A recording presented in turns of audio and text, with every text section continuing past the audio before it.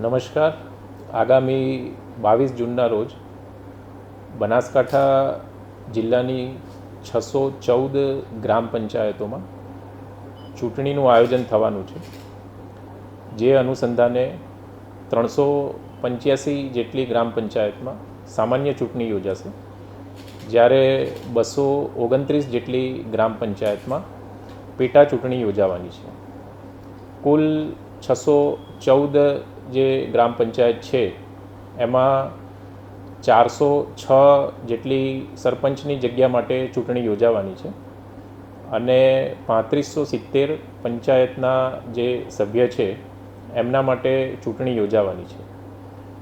જો સામાન્ય ચૂંટણીની વાત કરીએ તો 385 ગ્રામ પંચાયતો માટે કુલ 1840 જેટલા સરપંચના પદ માટેના ઉમેદવારોએ ફોર્મ ભર્યા છે અને 4812 જેટલા પંચાયતના સભ્યના ઉમેદવારી ફોર્મ ભરાયા છે.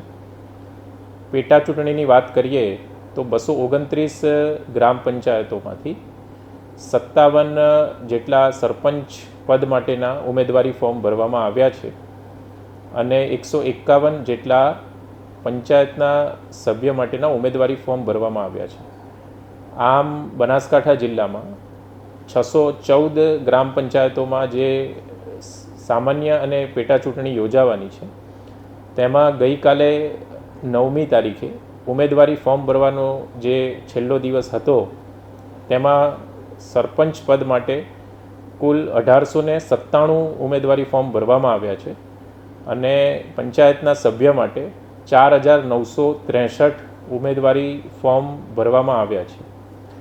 આજરોજ સ્ક્રુટિની થશે અને ઉમેદવારી ફોર્મ પરત ખેંચવાની પ્રક્રિયા પૂર્ણ થાય તેના બાદ 614 ગ્રામ પંચાયતોમાંથી કેટલી ગ્રામ પંચાયત સમરસ બને છે તેની જે ચોક્કસ માહિતી છે એ આપણને મળી શકશે.